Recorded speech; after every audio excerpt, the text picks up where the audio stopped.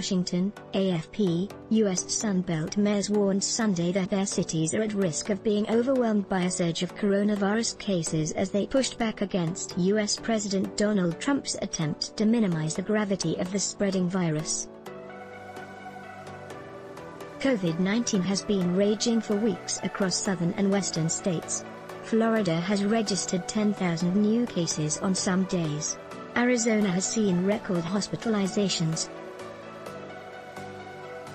And intensive care units in Houston, Texas are operating near maximum capacity, with Trump continuing to play down the disease, eschewing a mask, continuing to address large gatherings, saying a vaccine is only months away and asserting that 99% of cases are not serious. The exasperation of local officials has begun to boil over, with some floating the idea of new stay-at-home orders. Get the Times of Israel's daily edition by email and never miss our top stories. Pre-sign up. Mixed messages from U.S. leaders have been a problem, Mayor Kate Gallego of Phoenix, Arizona told ABC's This Week. Crowds and free champagne. President Trump was in my community, chose not to wear a mask, and he's having large events while I'm trying to push people to stay home and avoid crowds, said Gallego, who is a Democrat. Once Arizona began reopening its economy, she said, we had crowded nightclubs handing out free champagne, no masks.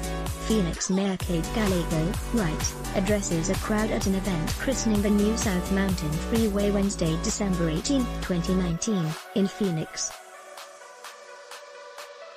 AP photo/Ross D. Franklin, insufficient testing capacity has left some people, including some feeling symptoms, waiting up to 8 hours in their cars to be tested, Gallego said. Yet when she asked the Federal Emergency Management Agency for testing help, we were told they're moving away from that, which feels like they're declaring victory while we're in crisis mode. The state has now passed the 1,800 death mark, more than 6 times the toll in all of South Korea. Caution on vaccine. An administration official, Dr. Stephen Hahn, who heads the Food and Drug Administration, carefully avoided criticizing the president when asked about Trump's recent optimistic assertions regarding the president's prediction that a vaccine would be available long before the end of the year. Hahn said, I can't predict when a vaccine will be available. As to Trump's assertion that 99% of COVID-19 cases are totally harmless, Hahn told ABC that any case, any death is tragic. Steve Adler, the Democratic mayor of Austin, Texas, later said that such cautious language made him angry.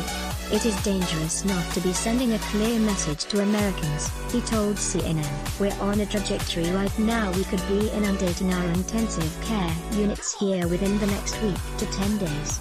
A sign on the door of the West Alabama Ice House reads closed by the governor, June 29, 2020, in Houston. AP photo/David J. Phillip. In Texas, Governor Greg Abbott had prohibited restrictions, such as mask-wearing requirements, sought by some local governments.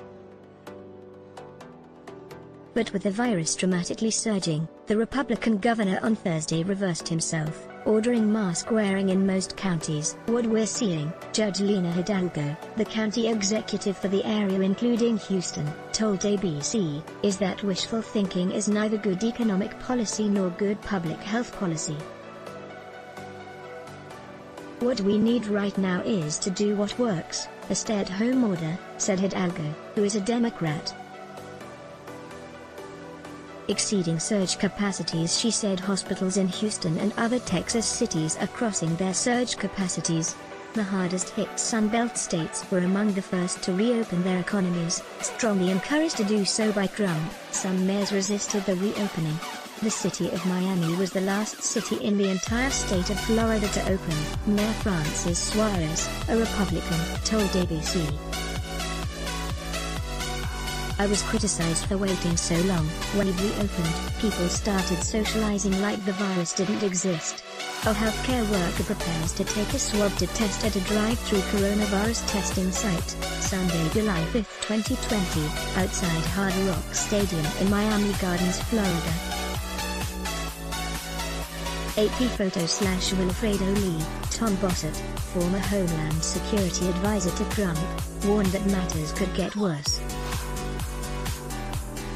There's a solid reason to believe there are 500,000 people in Florida right now, today, infectious, he said. Masks alone won't cut it. Yet, the lure of beach time proved too much to resist for some Americans on this July 4th holiday weekend. In New York, 37-year-old Mark Ruiz brought his wife and 2 children to the Coney Island beach, where few masks were in view. He said he was definitely worried about the virus, but he had a mask and was social distancing. "We can't be in a bubble all summer," he said. "Let's block ads." Show your love for him. Click the link in description. Thanks for watching.